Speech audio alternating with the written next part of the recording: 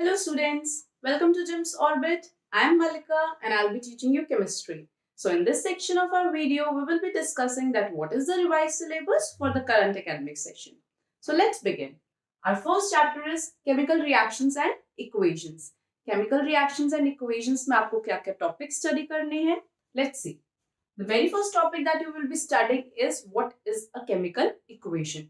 Chemical equation क्या होती है? Chemical equation बनती कैसे है? क्या reactants होते हैं? क्या products होते हैं? What is a reactant? What is a product? All these things we will be studying in what is a chemical equation.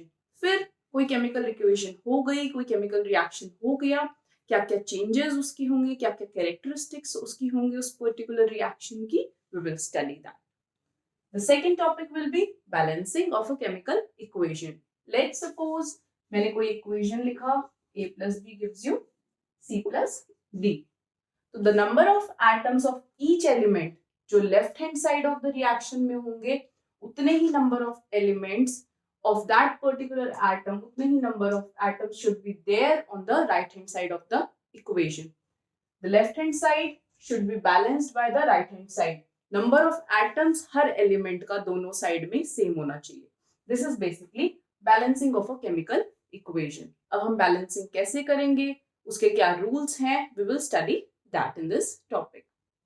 The third topic is types of chemical reactions. हमें इसमें different types की chemical reactions को study करना है. For example what is a combination reaction, what is a decomposition reaction, what is a displacement reaction, what is double displacement reaction, what is precipitation reaction, what is oxidation, what is reduction, what are redox reactions. All these chemical reactions we will be studying under this topic. The last topic for this chapter will be effects of oxidation in our everyday life. अब आपने देखा होगा कोई भी अगर metal होता है वो थोड़ी देर बाद, थोड़े टाइम बाद जो उसका शाइनी जो लस्ट्रस अपीयरेंस है वो चला जाता है. तो क्यों चला जाता है? बिकॉज जो मेटल्स हैं वो ऑक्सीडाइज हो जाते हैं. ठीक है, मेटल्स ऑक्सीडाइज हो जाते हैं. कैसे ऑक्सीडाइज होते हैं, क्या ऑक्सीडेशन प्रोसेस रहता है, वो हम इसमें स्टडी करेंगे.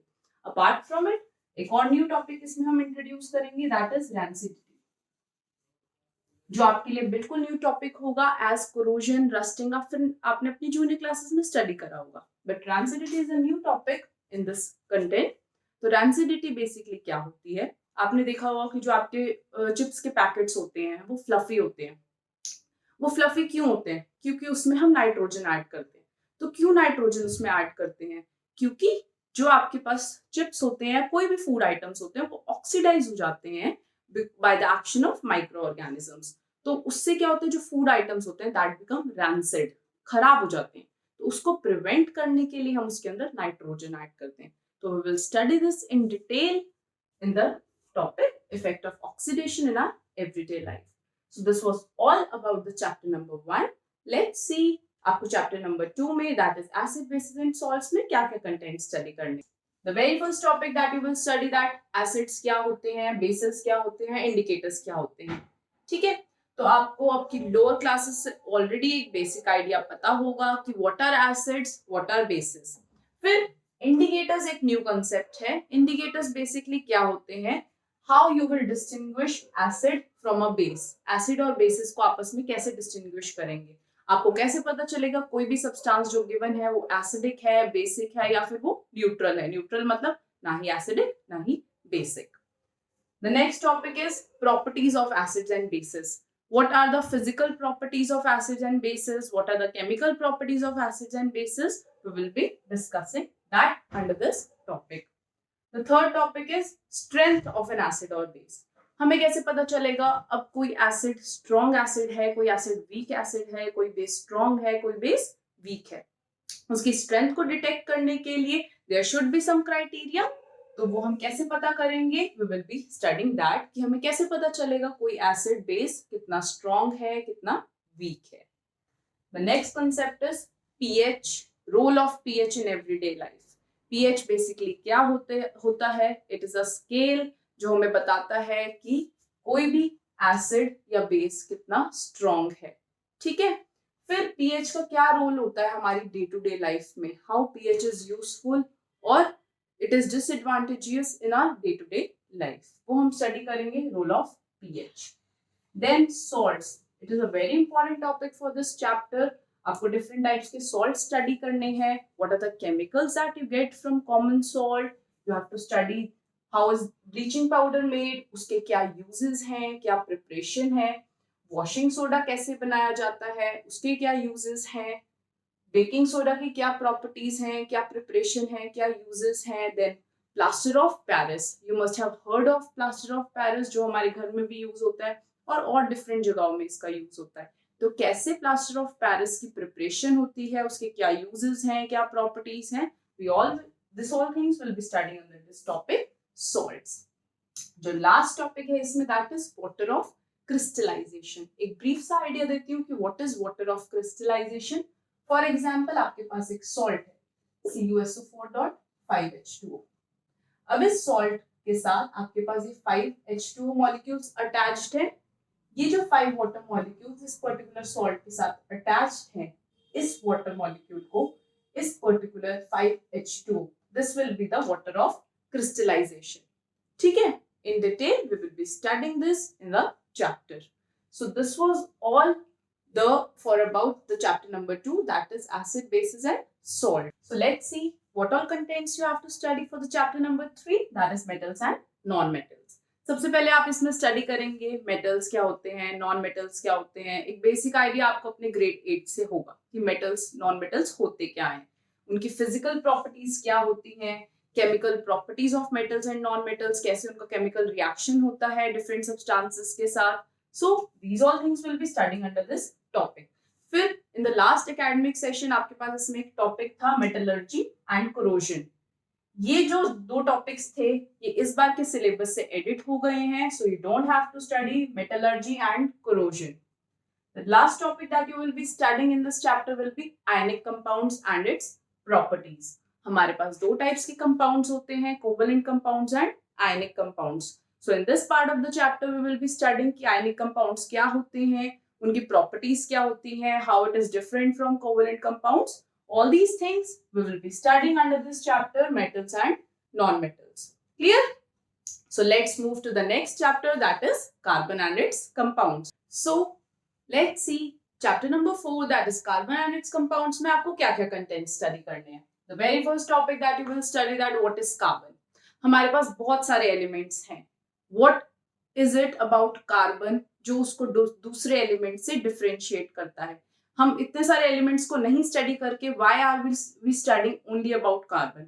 तो कार्बन की कुछ ऐसी यूनिक प्रॉपर्टीज रही होंगी कि जो उसको दूसरे एलिमेंट से डिफरेंशिएट करता है, that makes it versatile from different elements. So all these things we will be studying in what is carbon, versatile nature of carbon, कैसे कार्बन का नेचर दूसरे एलिमेंट से वर्सेटाइल है, क्या प्रॉपर्टीज हैं कार्बन की जो उसे दूसरे एलिमेंट से डिफरेंशिएट करता है, उसे अलग बनाता है. Clear? The next topic that we will be studying is allotropes.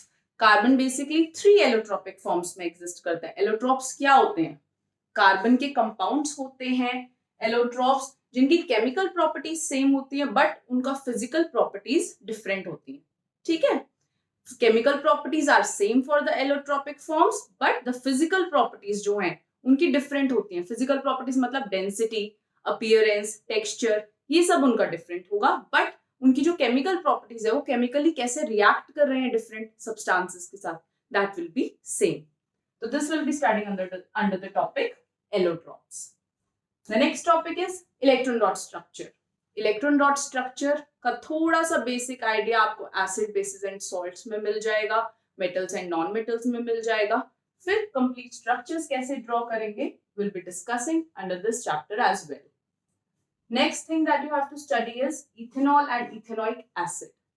जो आपका प्रीवियस सिलेबस था उसमें क्या था, हमें कंप्लीट इथेनॉल और इथेनोइक एसिड को स्टडी करना था, उसकी केमिकल प्रॉपर्टीज, स्ट्रक्चर, कैसे वो बनते हैं, सब कुछ उसके बारे में स्टडी करना था. But in this session we have to study only the properties and its uses. Okay, एक बहुत इंपॉर्टेंट टॉपिक था हमारे इस चैप्टर का, that is nomenclature, soaps and detergents, जो इस बार के सिलेबस से एडिट हो चुका है. बट डोंट वरी स्टूडेंट्स, हम एक न्यू वीडियो क्रिएट करेंगे जिसमें आपको कंप्लीट नोमेनक्लेचर पढ़ाया जाएगा. Though it is edited from the NCERT syllabus, but you don't have to worry. किसी को भी अगर nomenclature समझना होगा, we can provide you the video.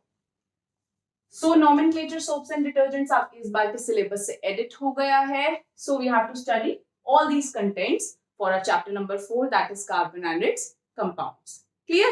So let's see for the chapter number 5th, what all contents you have to study. The chapter number 5th is periodic classification of elements. Periodic classification of elements में the very first topic that you will study is historical development. मतलब हमें कैसे history थी इसके पीछे कि periodic table develop हुआ, periodic table discover हुआ, इसके पीछे क्या हिस्ट्री रही, what was the historical development that led to the discovery for periodic table. Scientist को क्या ऐसी जरूरत पड़ी या क्या उनको ऐसी नीड फील हुई कि उनको पीरियोडिक टेबल का डिस्कवरी करना है. So we will study under this topic historical development. The second topic is earlier attempts at classification of elements. कौन से साइंटिस्ट ने अपनी थ्योरीज पुट फॉरवर्ड करी? Who was the first scientist that came forward with the concept of periodic table for the periodic classification of elements? हमें क्यों classify करा elements को, need क्या पड़ी एलिमेंट्स को क्लासिफाई करने की? We will be studying for the earlier attempts at classification of elements. The Vernier triads, Newland law of octaves. These two were the basic models जो सबसे पहले आए थे in the discovery of periodic table. The Vernier was the first scientist जिन्होंने periodic table के बारे में discovery की थी. The second was Newland law of octaves. फिर इन दोनों के मॉडल्स में क्या अचीवमेंट्स रही, क्या डीमेरिट्स रहे, क्या लिमिटेशंस रही, we will be discussing that. Moving on to the next topic, that is Mendeleev periodic table. Mendeleev periodic table में क्या achievements रहे, क्या limitations रहे, we'll be discussing that. The next topic is modern periodic table. What led to the discovery of modern periodic table? Mendeleev periodic table discover होने के बाद उसकी limitations को देखते हुए हमारे पास एक final periodic table का मॉडल सामने आया, that is modern periodic table. So we will study modern periodic table की क्या characteristics हैं, क्या properties हैं, उसमें ऐसी क्या चीजें थी that makes it versatile from the other periodic tables that were discovered earlier. The last topic will be the trends in properties. Trends in properties हमें periodic table को देखते हुए study करना है. इसमें हमें क्या study करना है कि जैसे हम periodic table में move करते हैं from left to right और from top to bottom, तो क्या क्या चीजें चेंज होती हैं, एटॉमिक साइज कैसे चेंज होता है, मेटालिक कैरेक्टर कैसे चेंज होता है, वैलेंसी कैसे चेंज होती है, इलेक्ट्रोपॉजिटिव नेचर कैसे चेंज होता है, from top to bottom, left to right. All these trends we will be discussing in the topic trends and properties. So students, this was all about for the periodic classification of elements. This is all we have to study for the syllabus of this academic session for the subject chemistry. I hope you liked the video. Thanks for watching.